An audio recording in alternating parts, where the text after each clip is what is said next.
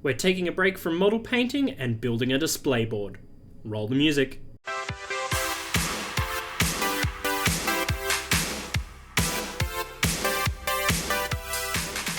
Hello and welcome to yet another Scuffed Hammer video. My name is Hammer, and today we're going to be building display boards for our models rather than the models themselves.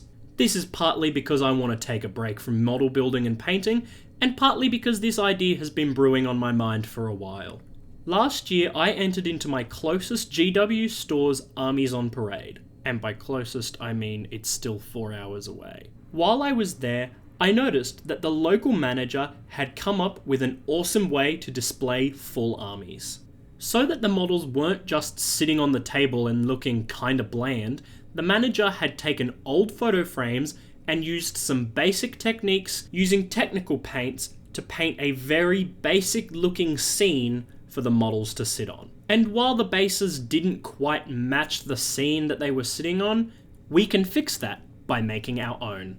Now, this is a very, very easy project to do. All you need to do is go to a secondhand store and buy an old photo frame and just use whatever you already have for your basing. In a second, you'll see some footage of Scuffed and I picking out our photo frames together. Now, Scuffed was supposed to do this video with me, but unfortunately a few things had come up, so I'm doing this video solo. But enough waffling, let's get on to it. So picture frames.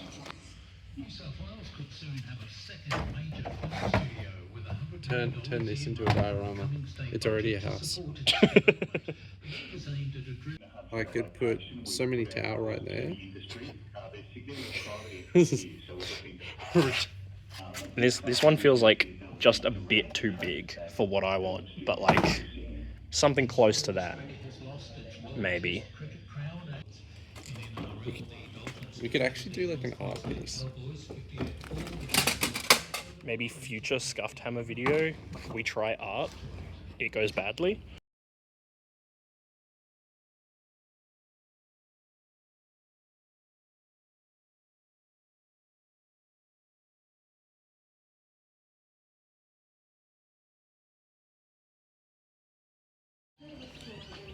So you have your picture frame.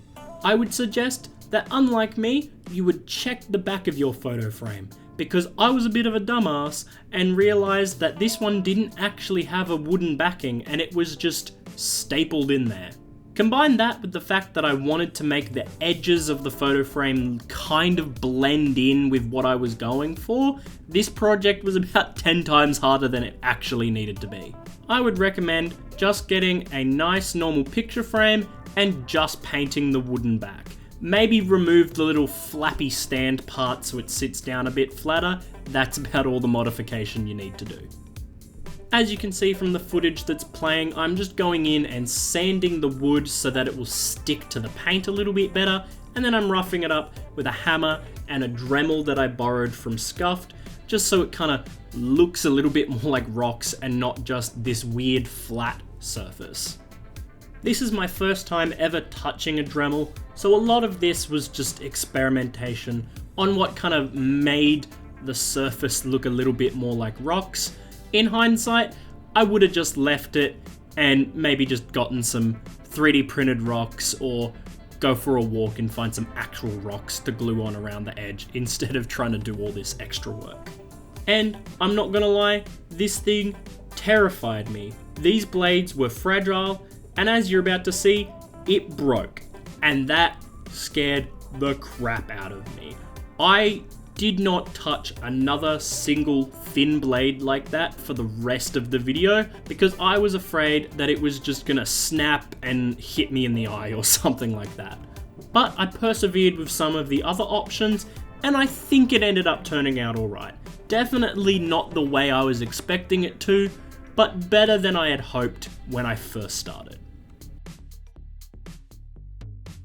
Then, because I was dumb and I picked one without a backing, I needed to create a backing, and I just used a bit of cardboard from a box that was going to get thrown out anyway. As you can see, this was a relatively simple process of just cutting the cardboard with my hobby knife by tracing the inside of the photo frame. To secure it in place, because unlike the last people that had this photo frame, I don't have a nail gun, I just used some duct tape.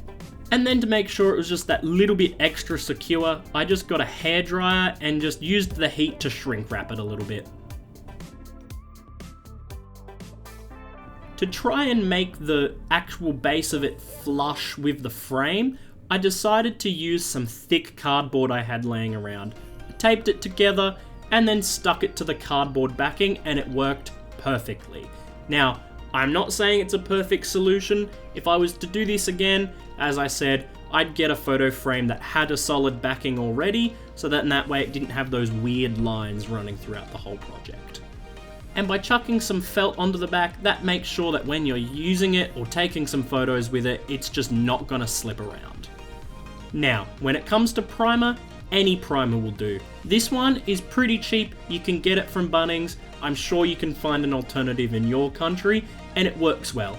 It's not great for fine details, as I have learnt the hard way, but for a project like this, it's perfect. And somehow I managed to squeeze the last life out of this can and finish this project up. From here on out, it's your choice. I'm doing my classic lava bases that I have for my salamanders, my sisters, my imperial knights. Whatever you put on the bases of the models that you want to display or take photos of, do that here. I would appreciate if you stuck around to the end of the video though. Anyway, here I'm going for a kind of lava river kind of vibe. I'm able to expand on what I would normally do because the bases are so eensy teensy that you can't really go for a whole river or channels or crags the way that you can with such a big piece. The only downside I had from this compared to the usual models that I paint is that it was kind of hard to blend the colours to an efficient and aesthetically pleasing way than I would normally. Now, again in my stupidity, I have made another blunder. For some reason, when I purchased this AK Volcanic Earth, I thought that it was crackle paint. I guess Reddit just likes to lie, and I should stop trusting the internet when it comes to making decisions. So on the fly, I came up with a quick solution, which didn't work too well, but it was better than nothing. So with my lesson learned in not trusting the internet, I decided to trust the internet. I took some wood glue and pasted it on, hoping that as the wood glue dried, it would take the paint with it and crackle it. And while yes, it did do this, it didn't do it to the extent I would have liked. But you live and you learn. Next time, I'll try and test it out and make sure that I've got a great way to make it crackle before I start applying the paint. For some variation, I put less glue on the red areas and more glue on the yellow areas to try and make it look like the red areas were cooler and therefore didn't need to crackle as much. Then I whipped out the hairdryer and used it as a method to try and make the glue crackle a little bit more. Once it was dry, I got out some Skaven Blight Dinge and just airbrushed some of the cooler areas in particular, just to make it all the more cool looking compared to the rest of the board. And I think it turned out alright. It's not exactly like my bases, but it's close enough that you'd need to look really hard to make sure that you could notice it. And I think that means it's time for the final reveal.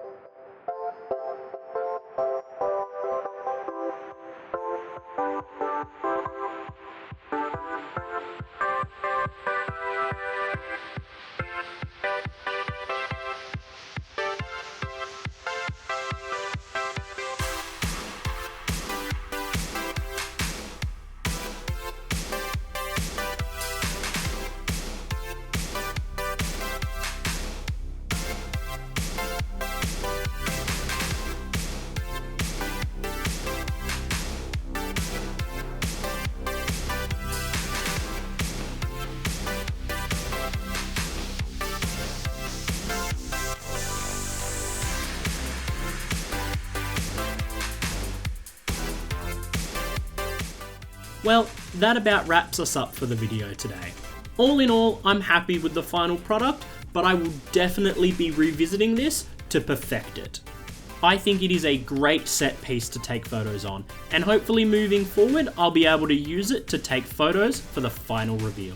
Before we fully wrap up, it's time again for our silly or serious question from our Discord community. This week our question is from Clover, and Clover would like to know what we would like to see from the 11th edition launch box.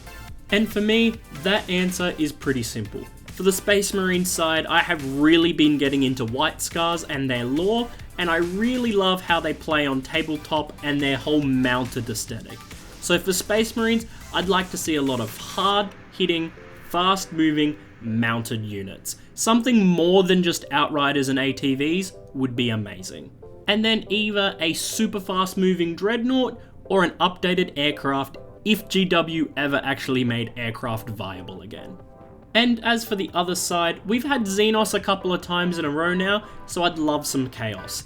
Specifically, Word Bearers, because if Word Bearers come back, that means Corvus Corax comes back. And I would love to see Corvus Corax, and also Word Bearers are just great villains. They would be the perfect enemy to add to the opposite of the Space Marines in the 11th edition launch box. Well, that's truly the ending. Time to wrap up, and I'll see you in the next video.